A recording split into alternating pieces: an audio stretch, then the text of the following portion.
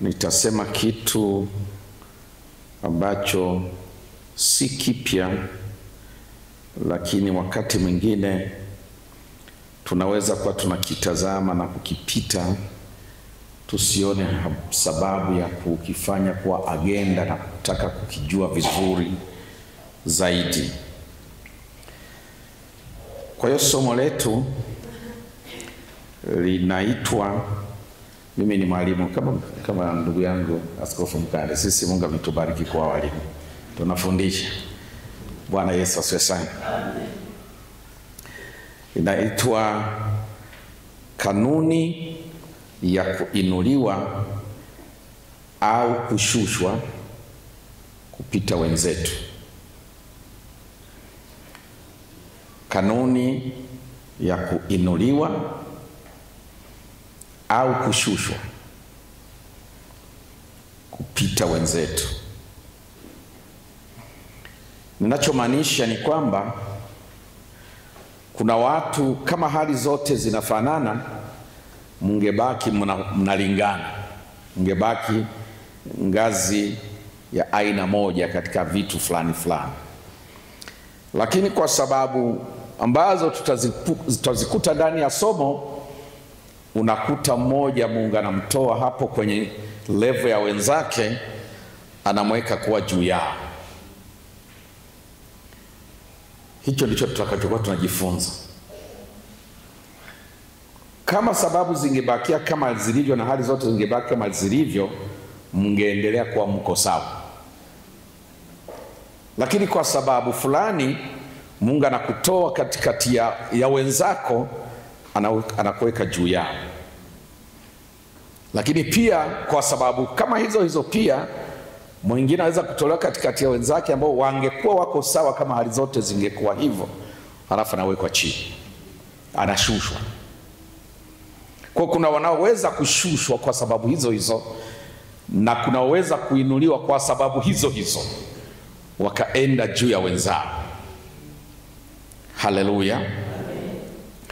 Na tunaposema neno wenzako, maana yake tunaongea watu wale ambao mna sifa zinazowafanya muwe na mfanano fulani na ulinganifu fulani. Muwe na mfanano fulani na ulinganifu fulani. Kwa mfano, watoto waliozaliwa na baba mmoja, kila mtu ni mwenzake na mwenzake, wanaitwa unaambiwa ndugu zako, au wakati mwingine nasema watoto wenzako, si ndio? Haleluya. Lakini kati ya watoto hao, kwa sababu fulani, na tutajifunza nyingi, anaweza kuchomoka kawa juu ya wenzake, na Mungu akamweka juu ya wenzake. Na kuna mmoja anaweza akachomoka karudi kuwa chini ya wenzake. Bwana Yesu asifiwe sana. Tunapokuwa kwenye kanisa kama hivi, tukiachia mbali kwamba tunatofautiana kazi tunazofanya na mazingira tunayotokea, lakini kuna vitu vinatufanya tuwe na nafasi zinazopaswa kulingana, kwa sababu tunapokea imani moja, fundisho moja, mchungaji mmoja, si ndio? Lakini ndani ya usawa huo kuna vitu ambavyo tutaenda kujifunza. Mmoja anaweza kachomoka kaenda juu ya wenzake, na mmoja anaweza katoka lipo kaenda chini ya wenzake. Bwana wetu Yesu asifiwe. Amen.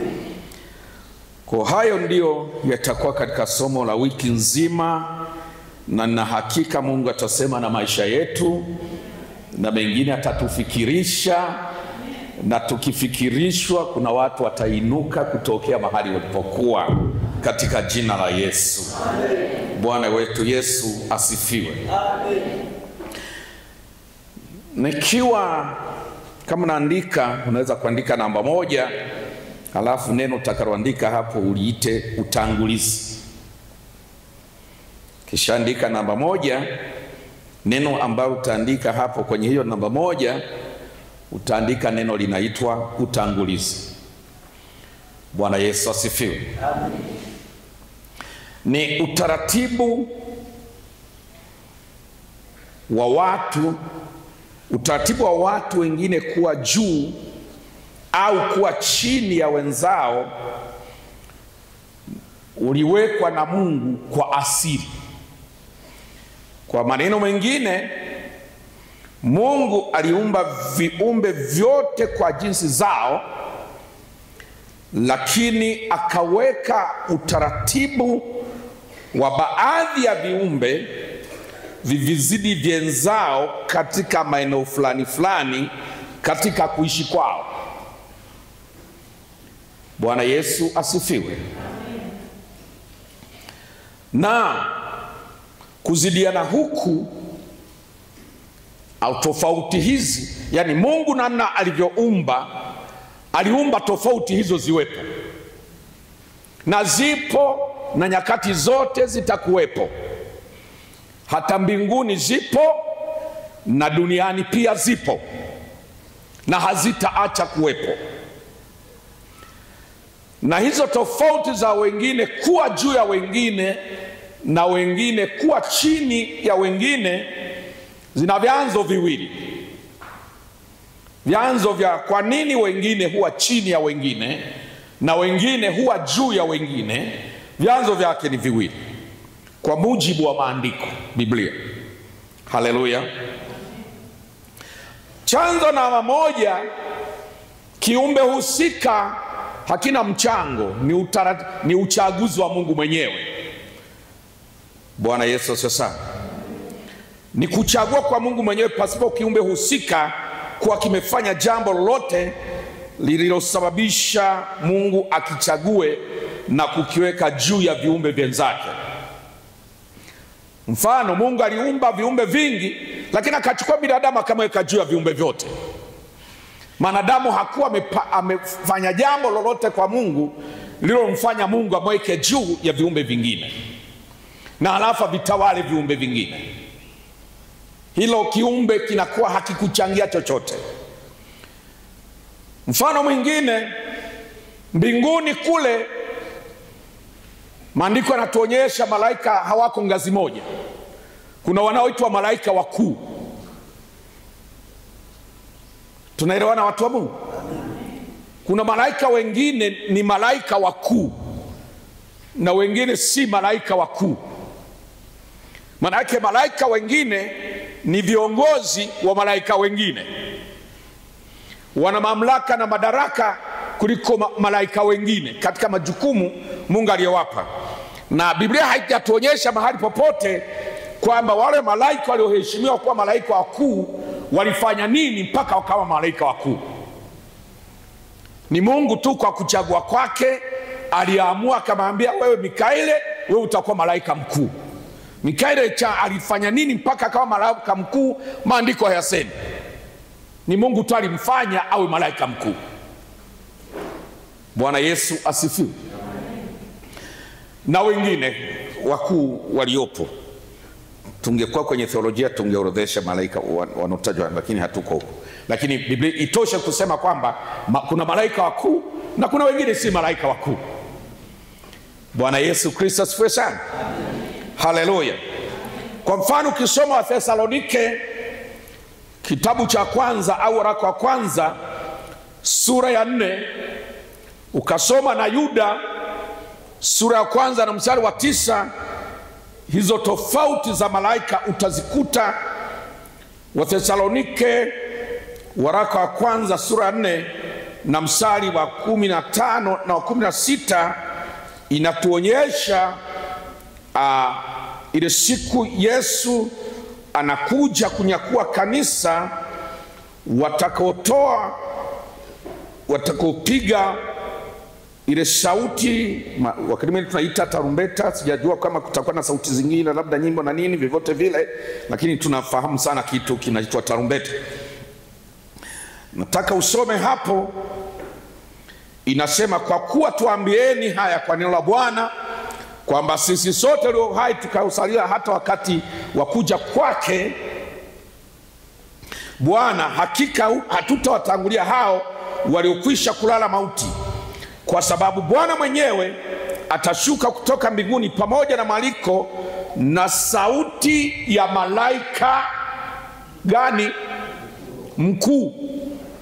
Sio malaika yeyote atakayehusika kwenye jukumu hilo wakati huo, ni malaika mkuu, ambaye mwandishi hapa Paulo hajataja ni malaika mkuu yupi miongoni mwa malaika wakuu waliopo tunaofahamu ndani ya theolojia. Haleluya. Lakini mmoja wapo wa malaika wakuu, sauti yake ndiyo itakayotoa, itakuwa ndio atapiga parapanda, maana nasema na parapanda ya Mungu. Haleluya. Nao waliokufa katika Kristo watafufuliwa kwanza. Bwana Yesu asifiwe. Kwa hiyo inaonyesha jukumu la hapo atahusika malaika mkuu mmoja wapo. Bwana Yesu Kristo asifiwe. Amen. Wakati Musa alipokufa, Mungu akiwa kwenye utaratibu wake wa kumzika, Shetani naye alitaka kuja kama kutaka kushindana. Haleluya. Alitaka kufanya nini juu ya mwili wa Musa? Hatujui. Alitaka auchukue yeye? Hatujui. Alitaka uzike yeye? Hatujui. Lakini maandiko yanasema alishindana. Mstari wa 9, Yuda anasema, lakini Mikaeli malaika mkuu alishindana na Ibilisi na kuhojiana naye kwa ajili ya mwili wa Musa. Sio malaika tu. Wakati Ibilisi amekuja kufanya hicho alichokuwa anataka kufanya juu ya mwili wa Musa, ambacho maandishi hakukifunua. Alitaka kuuchukua? Hatujui.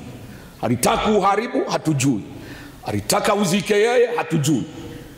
Lakini wakati Ibilisi ameona Musa amekufa, akataka kuja fanye hilo jambo alilotaka kufanya juu ya mwili wa Musa ambalo halijafafanuliwa.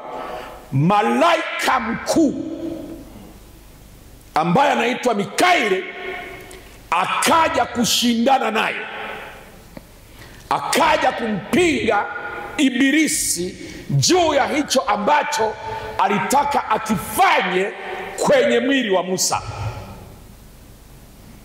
Maandiko hayo yanatuonyesha Mungu alichagua baadhi ya malaika wawe wakuu. Lakini kwa wanadamu pia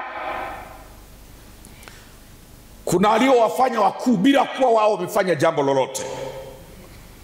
Ukisoma katika kitabu cha Mwanzo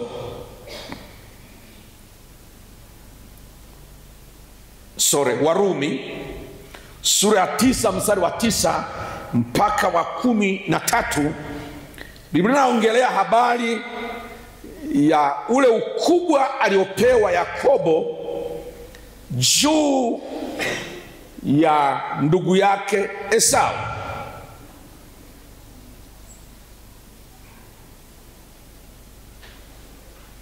Biblia inasema, kwa maana, naanzia mstari wa 9, kwa maana neno la ahadi ni hili, panapo wakati huu nitakuja na Sara atakuwa na mwana. Mstari wa 10, wala sivyo tu, lakini Rebeka naye akiisha kuchukua mimba kwa mume mmoja, naye ni baba yetu, kwa maana kabla hawajazaliwa wale watoto, wala hawajatenda neno jema wala baya, ili lisimame kusudi la Mungu la kuchagua, si kwa sababu ya matendo, bali kwa sababu ya nia yake aitaye. Aliambiwa hivi, mkubwa atamtumikia mdogo. Haleluya. Kama ilivyoandikwa, nimempenda Yakobo bali Esau nimemchukia. Sasa ukiona maneno haya hakuna aliyekuwa amefanya jambo la kumshawishi Mungu kati ya Yakobo au Esau mpaka mmoja apangiwe kutawaliwa na mwingine apangiwe kumtawala mwenzake. Huu ni ukuu au ni kuinuliwa anakokufanya Mungu, na hilo jambo kila mtu analo kwa kulingana eneo lake. Mimi siku niliokoka au ule mwaka niliokoka au mwezi niliokoka, tuna watu tuliokoka pamoja ndani ya mwezi ule, ndani ya kanisa lile au ndani ya kundi tulilokuwepo. Lakini nilipendeza Mungu katika mchakato wake. Wengine mpaka leo hawajaikuwa hata mashemasi, na mimi leo ni askofu. Wala hakuna nililofanya kusababisha Mungu anipe heshima hii na wale asiwape. Ni kusudi la Mungu la kuchagua nani awe nani awe nafasi ipi. Haleluya. Nani aishi katika utukufu upi. Mungu anachagua. Lakini kushushwa au kupanda, chanzo kingine cha pili ni vigezo, na hiki ndicho tutashughulika nacho kwenye semina. Hicho cha kwanza hatutakuwa na muda nacho, lakini tunajifunza ili Mungu atufikirishe tufanye nini, tusije tukashuka chini ya wengine. Haleluya. Tufanye nini Mungu atupandishe. Hii ndi natuhusu, hii ya pili na utaka kuisema. Chanzo kingine cha hii tofauti ya wengine kupandishwa na wengine kushushwa kinatokana na vigezo vinavyotokana na wajibu uliotendwa na kiumbe husika katika mahusiano kati ya kiumbe husika na muumba. Katika yale mahusiano ambayo kiumbe na muumba wanahusiana, na hicho kiumbe kimetekeleza wajibu upi ndani ya yale mahusiano ya kiumbe na muumba. Muumba anaweza sasa kukipandisha hiki au kukishusha hiki, na hapo ndipo panatuhusu, na hapo ndipo tutatembea napo kwenye yale mahusiano, kwa sababu hayo mahusiano hayakanushiki. Kwa sababu mahusiano yana sura mbili. Mahusiano yanaweza kuwa mema, mahusiano yanaweza kuwa mabaya, lakini ni mahusiano. Kwa hakuna mtu hana mahusiano na Mungu. Tutakwenda pamoja. Pili, na hakuna mtu anayeweza kujiepusha asiwe na mahusiano na Mungu. Haleluya. Hakuna mtu anaweza kukimbia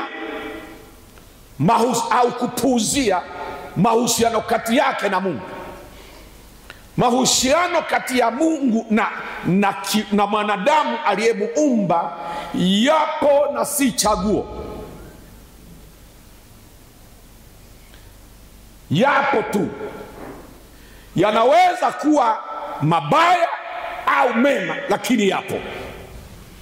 Yanaweza kuwa ya nguvu au dhaifu, lakini yapo. Mahusiano yanaweza kuwa dhaifu au ya nguvu, lakini yapo na hayakwepeki. Na kila mahusiano yakiwa dhaifu yana matokeo, yakiwa na nguvu yana matokeo, yakiwa mema yana matokeo, na yakiwa mabaya pia yana matokeo. Tuko pamoja kanisa? Mahusiano kati ya mtu ambaye ni kiumbe na Mungu ambaye ni muumbaji yapo na hayawezi kukwepeka. Hakuna anaweza kusema mimi najiepusha. Alijaribu Yona, si mnakumbuka? Yona alijaribu kuepuka. Biblia inasema akaenda Tarishishi, akapanda merikebu ili aende Tarishishi ajiepushe. Afanyeje? Ajiepushe. Mungu asiwe anaonana wala Mungu asiwe anamfuatilia kumwambia mambo. Bwana Yesu sasa akapanda merikebu inayoenda Tarishishi. Lengo maandishi analiweka vizuri, ajiepushe na uso wa Bwana. Kwa lugha nyingine, ajiepushe na mahusiano. Mungu ajue yake huko alikoachwa, na yeye ajue ya kwake huko alikoenda. Nilikuwa mpango wa Yona. Yaani yeye aliamini kule kufuatiliwa na Mungu ni kwa sababu yuko kwenye nchi ambayo Wayahudi, Waisraeli wao waliamini ndio nchi ya Bwana. Ilikuwa inaitwa nchi ya Israeli. Yaani ukienda nje ya mipaka unakuwa kama mataifa mengine tu Mungu aliyowaacha na umeachwa. Kumbe mahusiano hayakimbiwi. Haleluya. Hakuna anaweza kujiepusha kuhusiana na Mungu. Hakuna mtu anaweza kakwepa kuhusiana na Mungu. Haleluya. Hilo jambo halina uchaguzi. Mungu atakufuatilia tu kwa sababu uhusiano ule upo tu na hukuchagua wewe. Kwa hiyo Yona kajaribu kwenda Tarishishi ajiepushe na mahusiano na Mungu. Kama ni unabii achane nao, aenda ishi maisha mengine huko. Maana dhani akipanda merikebu akavuka mpaka kaenda kwingine, ameshavua unabii na Mungu hata mfuatilia. Katikati ya bahari kwenye merikebu naenda Tarishishi, Mungu akaja kumtafuta. Na nguvu aliyotumia Mungu kumtafuta ilitisha kila mtu.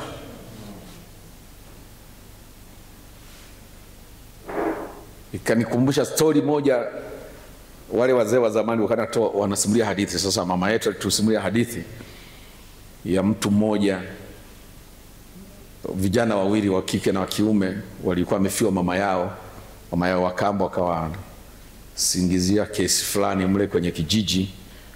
Mvua haikunyesha, kwa hiyo akaaminisha watu hao watoto ni waganga wa mvua, ndio wamezuia mvua isinyeshe.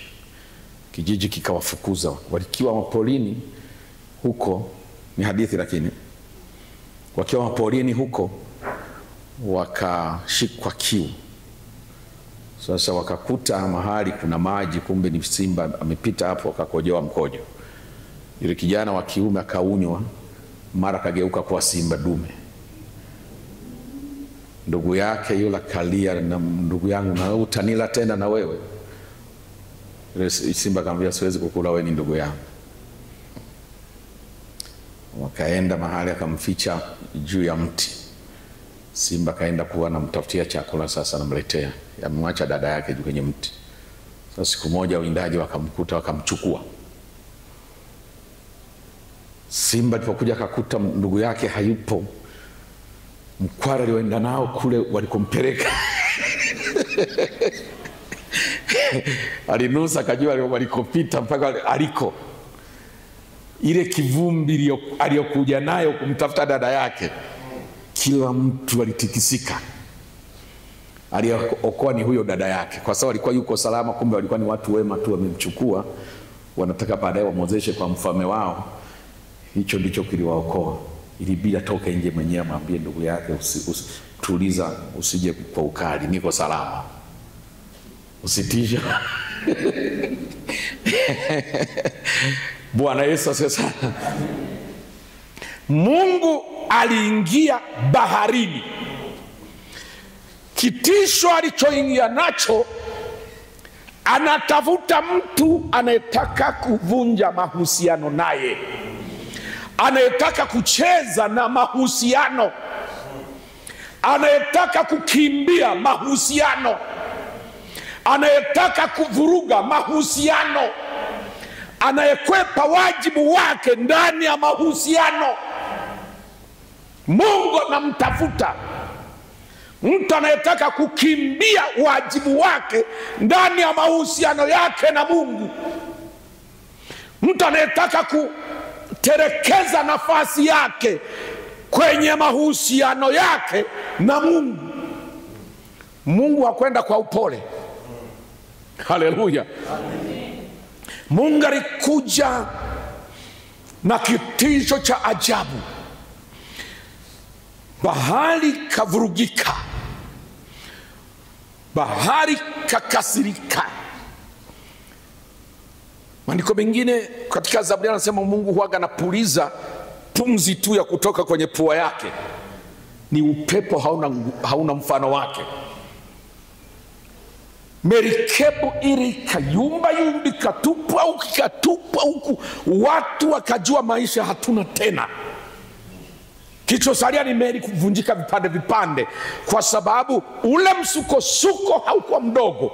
Lakini msukosuko wenyewe, kuna mtu anakimbia mahusiano na wajibu wake kwenye mahusiano, na Mungu yuko anamfuatilia.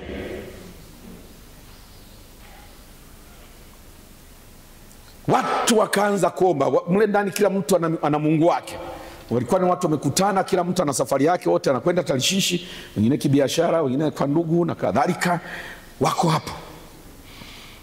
Watu wakaomba, kila mtu na Mungu wake. Omba, omba, omba. Hakuna, Mungu anatafuta mtu. Wala hajali maombi ya wale na miungu yao, hana mpango nayo. Yeye anatafuta mtu wake. Mwisho wakasema labda mizigo tukipunguza itakuwa nafuu. Wakaamua katupa mizigo kwenye bahari, wakatupa. Wafanyabiashara wakakubali hasara, bora waokoke wabaki na uhai, biashara watatafuta mitaji upya. Wakatupa, wakatupa, wakatupa, hakuna nafuu. Kumbe yule jamaa ameamua kupuuzia mahusiano, kutojali mahusiano. Mahali alipo amelala. Yaani ule msukuso wote unaendelea, yeye hana habari. Yeye kasinzia. Shida ameshafuta yule Mungu wa kule, mimi sina mahusiano naye, hatufuatani tena. Bwana Yesu sasa. Kumba natafutwa, yeye amesinzia. Kinachoendelea hana habari nacho. Mwisho shida hii tutatokaje? Tafuta, tafuta, tafuta. Mwisho akuta jamaa kule chini amelala. We nani unalala saa kama hizi? Watu umeshasumbuka. We furaha ya kulala umetoa wapi? We kwanza ni nani, umetoka wapi? Wakamuuliza maswali kama 5 mfululizo. Akajibu si mawili. Mimi namcha Bwana, mimi sijui nini. Akajieleza. Kumbe ni wewe. Sasa tunakufanyaje? Wewe ndio umesababisha yote haya. Tumeelewa kwa ulichosema hapa, huyu ni Mungu wako anakutafuta. Tunakurudishaje? Haleluya. Tunakurudishaje kwa Mungu huyu anakutafuta wewe? Kumbe akawaambia, akiamini akiwa ndani ya bahari kule chini, Mungu hatamuona. Lakini mwandishi wa Zaburi alisema kwamba hata nikienda huko chini ya bahari, huko nako yupo. Yona naamini wakiliweka huko kwenye bahari chini kule, Mungu kule hanioni. Kama ameniona kwenye hii merikebu, nina hakika kule chini hata kuja. Nitupeni kule chini, huko haji. Wakasema damu yako isiwe juu yetu. Unamaanisha? Ninamaanisha nitupeni tu, ninyi hamna hatia. Ndugu wakamchukua wakamtupa. Kumbe huko chini Mungu yupo. Kabla hajafika kumeza maji, samaki mmoja mkubwa akammeza mzima mzima bila hata kutafuna. bara kumdhuru, aliingia moja kwa moja mpaka tumboni. Mungu kule tumboni akaandalia utaratibu wa kuishi. Wote mnaweza kujua tumboni kupata hewa sio kazi nyepesi, lakini Mungu alihakikisha hewa ipo, anavuta hewa. Haleluya. Ukishakuwa tumboni ukawa chakula, mle tumboni kuna kemikali zikishaelewa kuna chakula zina shughuli yake ya kufanya, ya kuhakikisha kile chakula kinasagwa ili kijenge mwili. Mungu akazuia chemicals zote zinazosaga chakula. Tulia, kuna mtu namtafuta huko ndani. Haleluya. Akakaa siku 3 masaa 72, chemicals zinazosaga chakula ndani ya samaki hazisagi.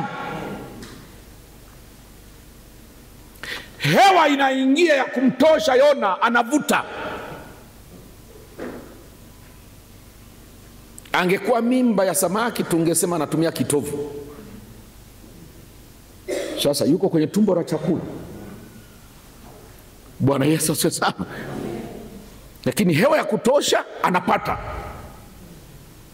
Siku 3 mle ndani akafikiria, huku ndani mambo yameshaharibika, nimeingia huku ndani kufa imeshindikana, wacha tu nimrudie Bwana. Akaanza maombi ya kumrudia Bwana kule ndani. Haleluya. Amesalenda kule ndani, akaanza kumaombi mle ndani ya kumrudia Mungu. Baada ya masaa 72 yule samaki kasafiri akamrudisha Yona alikotoka. Tapikwa hivi, fumbua macho, majengo ni yale yale yalikokuwa. Hajaenda popote. Mwambie jirani yako, kijaribu kuharibu mahusiano huendi popote. Utakuwa unajiona pale pale. Unamkimbia, ukigeuka hivi bado uko pale pale, hujaenda popote. Unakwepa wajibu, ukigeuka hivi uko pale pale, hujaenda popote. Unakwepa majukumu yake, unageuka hivi uko pale pale, hujaenda popote. Haleluya. Yona anatapikwa na samaki, yuko pale pale alipopandia meli. Mitani ile majengo ni yale yale, barabara ni zile zile. Baada na waza, sasa hivi ndio nimefanya nini? Ile sauti ikarudi, Yona, Yona, Yona, nakutuma, nenda ni nani? Haleluya. Nenda ni nawe. Alikataa tena, alienda. Amenyoka. Mahusiano na Mungu hayakimbiwi. Wajibu wa Mungu hautorokwi. Mungu akisema na kutaka kwa wajibu huu, hutoroki. We utaweka sababu zako, walinikwaza, walifanya nini, hutoroki. Bwana Yesu Kristo asifiwe sana. Hutoroki. Kwa Yona akajikuta yuko pale pale. Safari ya Ninawi kaanza, akaenda kafanya alichotumwa, na Ninawi wakaokoka. Mji mzima ukaokoka. Alichokuwa amekikwepa akakifanya, na Mungu akatimiza malengo yake. Bwana Yesu Kristo asifiwe. Kwa mahusiano haya, kushuka au kupanda ni matokeo ya vigezo vinavyotokana na wajibu uliotendwa na kiumbe husika katika mahusiano kati ya kiumbe hicho na Muumba. Kwa mfano, narudi kwa malaika tena. Isaya anasema kwa habari ya malaika fulani ambaye ni aka hii tunamuita Shetani. Isaya sura ya 14 mstari wa 12 mpaka 15. Isaya sura ya 14 mstari wa 12 mpaka 15.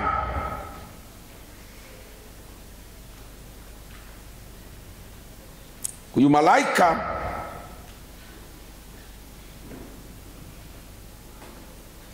alikuwa hajui kwamba Mungu huwa anashusha watu jaribu kukwepa mahusiano au wajibu wao ndani ya mahusiano, hakujua kama Mungu huwa anashusha. Mstari wa 12 unasema, jinsi ulivyoanguka kutoka mbinguni, ewe nyota ya alfajiri, mwana wa asubuhi, jinsi ulivyokatwa kabisa, ewe uliyewaangusha mataifa. Na ulisema moyoni mwako, nitapanda mpaka mbinguni, nitakiinua kiti changu juu kuliko nyota za Mungu, nami nitaketi juu ya mlima wa mkutano katika pande za mwisho za kaskazini. Nitapaa kupita vimo vya mawingu, nitafanana na yeye aliye juu. Lakini utashushwa mpaka kuzimu, mpaka pande za mwisho za shimo. Shetani ni malaika, na sababu ya kuanguka kwake ilitokana na alichokifanya au asichokifanya. Maana kuna kufanya au kutokufanya. Alitakiwa kuendelea kumtii Mungu, hakuendelea kumtii Mungu. Alitakiwa kuendelea kukaa chini ya mamlaka ya Mungu, aliacha kuendelea kukaa chini ya mamlaka ya Mungu. Halafu akafanya mambo sio aliyopaswa kufanya. Akataka kujiinua juu ya level Mungu aliyomwekea. Akataka washindane na Mungu kwa mamlaka na nafasi. Hiyo ikawa ndio sababu ya yeye kushushwa. Kumbuka somo nafundisha, nasema kanuni ya kupanda, kuinuliwa au kushushwa.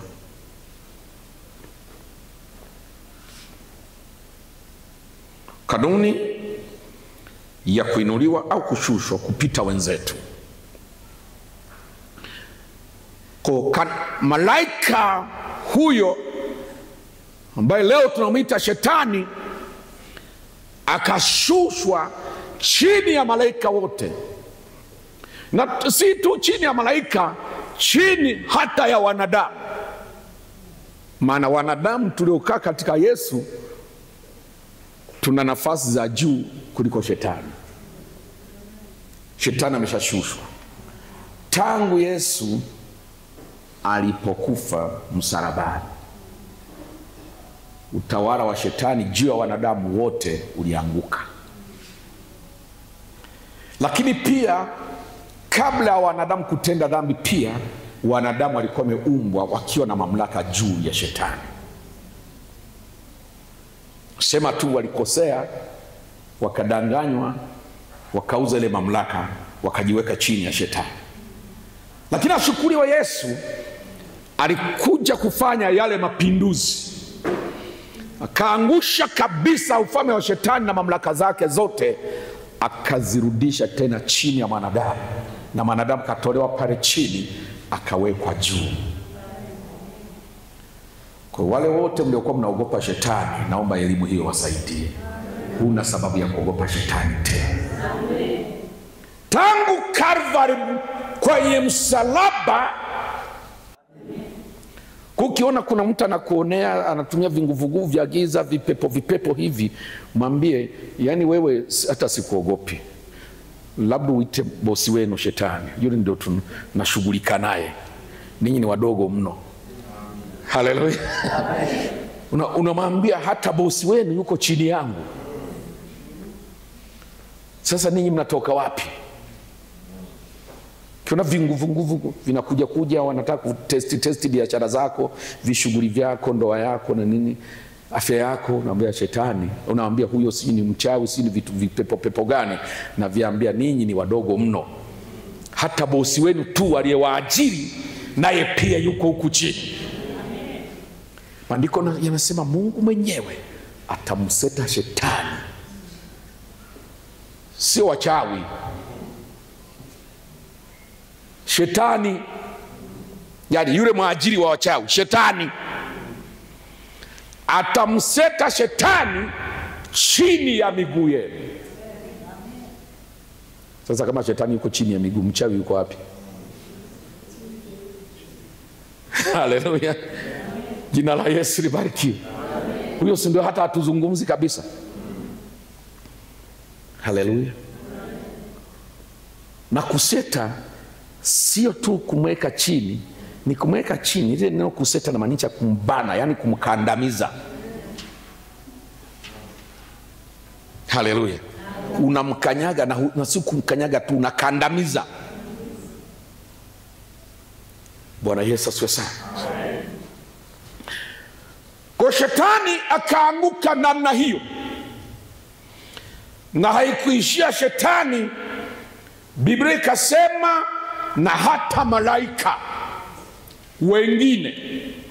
Yuda anaandika, anasema mstari ule wa 6. Yuda anaandika, anasema katika mstari wa 6, anasema na malaika wasioilinda enzi yao wenyewe, lakini wakayaacha makao yaliyowahusu, amewaweka katika vifungo vya milele chini ya giza kwa hukumu ya siku ile kuu. Ndio kushuka, yani haiepukiki. Walifanya linalopasa washuke, hawaepuki kushuka. Kama unanielewa, ndio naanza somo.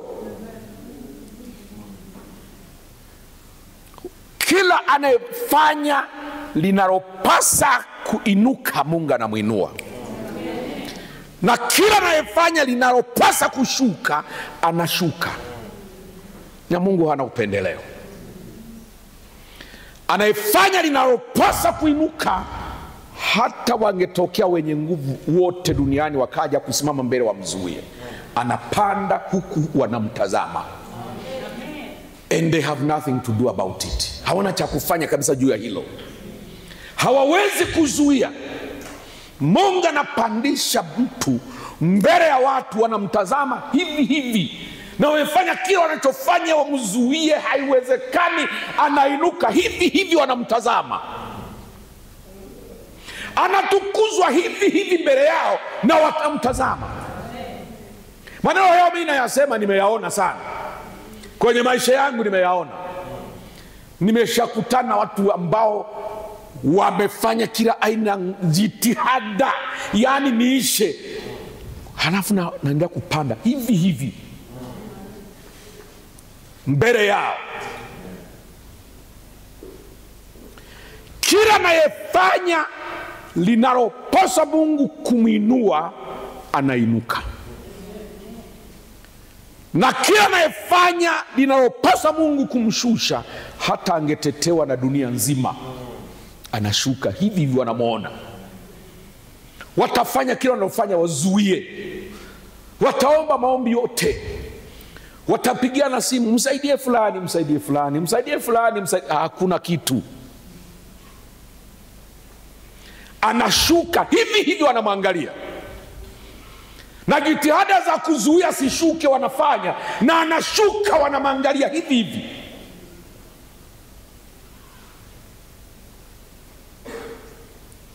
Unajua, isingekuwa Mungu ana mamlaka hiyo, unajua kuna watu wasingeshuka. Kwenye historia tuna Kaisari mmoja alikuwa anaitwa Nero. Jamani, asingeshuka, watu walikuwa wanakuja mbele zake wanamuita Mungu. Mungu kabisa. Haleluya. Lakini alishuka hivi hivi, wanamuona. Bwana Yesu sasa. Amen. Jamani, Herode asingekufa. Yani Herodi alikufa huku kuna watu wanashangilia, ni sauti ya Mungu, sio wanadamu. Anatoa hotuba, watu vigelegele, ni sauti ya Mungu, anakafa mbele yao. Mnaelewa? Nini kimemshusha? Sura 10 Matendo ya Mitume alikuwa anasema alikuwa amezidi kuwatenda mabaya baadhi ya watu wa kanisa. Ndicho kilichomuua. Aliuawa na kuendelea na kuzidi kuwatenda mabaya baadhi ya watu wa kanisa. Kuna watu wanaitwa watu wa kanisa, na mimi naomba Mungu akusaidie ujitahidi kwa mtu wa kanisa. Amen. Unajua unaweza kuwa mtu anayesali lakini ukakosa sifa ya kuwa mtu wa kanisa. Sio kila anayekuja kusali ni mtu wa kanisa. Sio kila aliye kwenye daftari la Askofu Mkande mshirika wa Jerusalem ni mtu wa kanisa. Mtu wa kanisa ni sifa nyingine. Mtu maisha yake yako kanisani, moyo wake uko kanisani, commitment yake iko kwenye kanisa. Haleluya. Amen. Sasa Herode alichokosea, akaanza kutenda mabaya watu wa kanisa. Sio wale waendaji kusali na kurudi, au sio watu wa kanisa. Hao shetani akiwaonea naenda tu. Lakini kuna watu hawaonewi. Ukishaanza kuwa mtu wa kanisa, ya mtu asikuonee. Anayejipenda asikuonee. Anayejipenda asikuonee. Kwa sababu hawezi kuacha hiyo, haiachwi, haitaacha salama.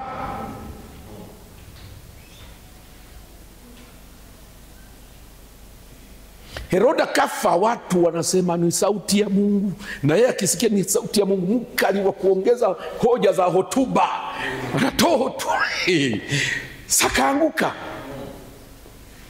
Watu wa kilichompata, beba pepea, fanya nini, ameshaenda. Kitu kinaitwa chango kimemuuma, kimemng'ata. Kiswahili cha siku hizi, chango amemng'ata. Chango ni mnyoo tu fulani. Chango inatokana na hiki Kiswahili cha siku hizi tunaita mchango.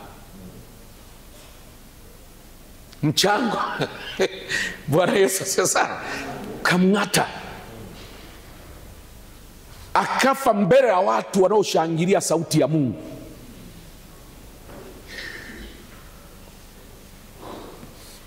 Bwana Yesu asifiwe.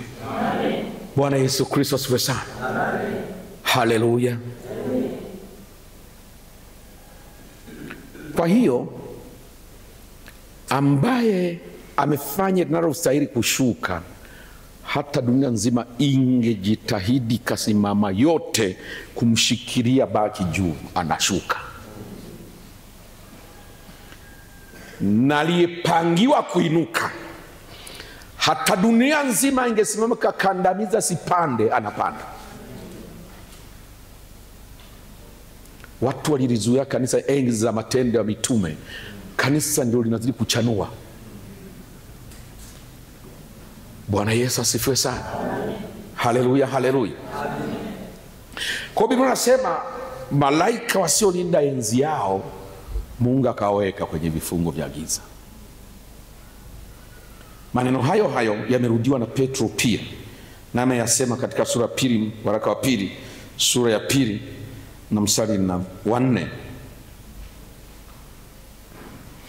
Anasema, kwa maana ikiwa Mungu hakuwaachilia malaika waliokosa, bali aliwatupa shimoni, akawatia katika vifungo vya giza, walindwe hata ije hukumu. Malaika waliokosa Mungu aliweka vifungoni, walindwe mpaka hukumu ije. Bwana Yesu Kristo asifiwe. Kwa nilikuwa nasema vigezo vya kuinuliwa au kushushwa kama chanzo cha pili vinatokana na wajibu uliotendwa na kiumbe husika katika mahusiano katika kiumbe hicho na muumba wake. Nimesema malaika. Nimalizie nikija kwa upande wa wanadamu, nimalizie na kilichoendelea kati ya Daudi na Goliati. Bwana Yesu asifiwe. Daudi alivyoinuliwa wakati Sauli akiwa anashushwa. Daudi aliinuliwa wakati huo, Daudi anaendelea kuinuliwa, Sauli anaendelea kufanyaje? kushushwa. Kanuni ya kushushwa na kuinuka ni kanuni iko kwenye maisha yetu.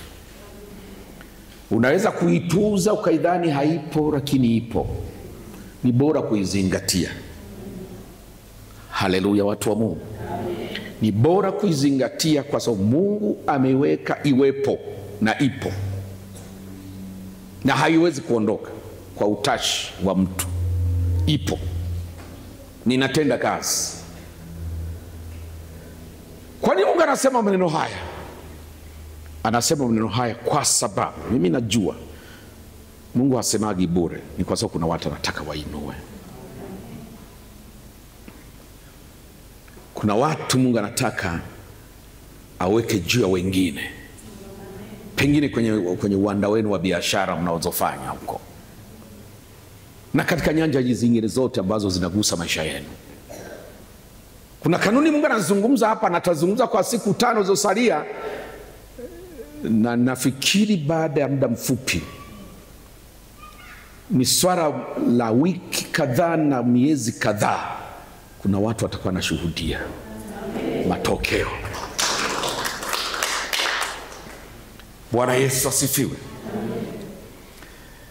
Biblia inasema katika kitabu cha Samueli wa kwanza sura ya 15 mstari wa 26 mpaka wa 28, hata tusiposoma, Mungu anaongelea habari ya jinsi ambavyo Mungu alikasirika kwa kinywa cha Samueli, akasema kuanzia sasa Mungu amelarua ufalme kutoka mikononi mwako, amempa jirani yako, sikiliza sifa, aliye mwema kuliko wewe.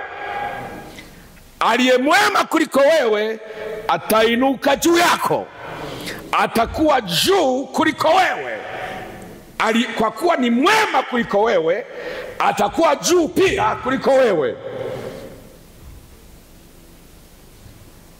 Hicho ni kigezo kinachoinua mtu kutokana na nafasi yake na wajibu wake ndani ya mahusiano yake na Muumba. Muumba anashuhudia na muinua huyu kwa sababu ni mwema, na wewe nakushusha kwa sababu yule anakuzidi kuwa mwema. Ni mwema kuliko wewe, kwa hiyo unashuka wewe ili apande yeye. Haleluya. Nampa jirani yako aliye mwema kuliko wewe. Sori ile natupeleka tena kitabu hicho cha Samueli sura 16 mstari wa 5 mpaka wa 13. Yule mzee ameenda sasa kwenye nyumba ya mtu mmoja anaitwa Yese. Haleluya. Yese ameambiwa alete watoto wake wote. Mungu amemwambia nimejipatia mfalme katikati ya watoto wa Yese. Wakaletwa, halafu Daudi hakuletwa. Maelekezo amemwambia Yese, leta watoto wako wote leo kwenye hii ibada. Maana yule mzee alienda akamwambia nimekuja kufanya ibada tu, kuna nadhiri tunaondoa hapa. Bwana Yesu sana. Hawakujua nini anafanya, lakini kimaana akamwambia Yese, wewe uhakisha watoto wako kwenye ibada wote. Yese kwa namna ambavyo aliangalia mengine akayapuuza, kaona huyu hata sipokuja ni kama kuna mtu anasema awepo asiwepo hakuna kilichopungua. Kumbe huyo ndio kimepungua. Yani watakufanya mdogo, Mungu atakufanya mkubwa. Haleluya. Watakufanya utoshi, Mungu atakufanya utoshe. Wakakaacha kwa sababu hata kasipokuwepo ni kama wote wapo. Samueli maelekezo yaliyomleta na yajua kwenye ibada ile. Wanafanya ibada, lakini anafanya mchezo fulani wa kupaka watu mafuta bila wao kujua anafanya nini.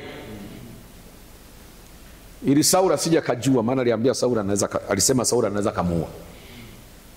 Ananyanyua pembe ya mafuta ampake mmoja anaitwa Eliabu. Bahati nzuri yule Eliabu sio kama mimi. Mimi nilipakwa. Bwana Yesu sasa. Haleluya. Sasa mnachosema, Mungu anasema ni hivi, mimi siangalii muonekano wa nje. naangalia moyo. Unaona, huku ni kuinuliwa kunakotokana na mhusika ana moyo wa aina gani. Haitokei automatically. Huku ni kuinuliwa ambako hakuji kwa sababu kuna mtu amekuombea, hakuji kwa sababu kuna mtu amekutabiria na watabiria muinuke, pokea, we receive. Hiyo hakuna I receive hapo. Hiyo haina I receive. Mungu anaangalia huyu anasema I receive, moyoni yukoje. Haleluya. Anasema I receive, lakini Mungu anasema naangalia moyoni yukoje. Mimi naamini kabisa Eliabu pale alikuwa amesema I receive. Haleluya. Yule mwingine tena wa pili kaja, pokea upako. Sasa naweka hivi, na yeye anasema I receive. Mungu anasema bado naangalia moyo. Huyo naye bado. Kaja mwingine tena, na chupa ya mafuta inainuliwa ya mimina, naye anasema I receive upako. Hamna. Mungu anasema bado naangalia moyo. Wakaisha wote, Mungu anaangalia moyo. Hajaona moyo anautaka, na kwa hiyo hainuki mtu. Hajaona moyo anautaka, hakuna naye inuka. Wote wanabaki pale pale mpaka Mungu apate moyo anaoutaka. Mwisho Samuel akachanganyikiwa, kamuuliza Yesu, wameisha sasa hivi wote wapo? Ndio Yesu akasema kuna mmoja anachunga, tulikuwa tumemwacha tu. Akasema hatukai mpaka aje. Ndugu alipokuja, Mungu akamwambia ndio huyo, paka mafuta, inua huyo. Matendo ya Mitume sura 13 anasema alipomondoa Sauli akamweka Daudi mwana wa Yese aliyemshuhudia akisema, nimemwona Daudi mwana wa Yese, mtu apendezaye moyo wangu. Anainuka kwa sababu kuna kitu kwenye mahusiano anacho kati ya yeye na muumba wake, na kile ndicho kimemwinua. Kuna kitu anacho kwenye mahusiano yake yeye na Mungu, ndicho kimemwinua. Anasema huyu moyo alionao ni moyo wangu, kwa hiyo atatenda mapenzi yangu yote. Akamwambia, na asante kwa ajili ya mwanzo huu. Asante kwa mengi ambayo unakwenda kuyatenda katikati yetu katika wiki hii, katika jina la Yesu. Amen.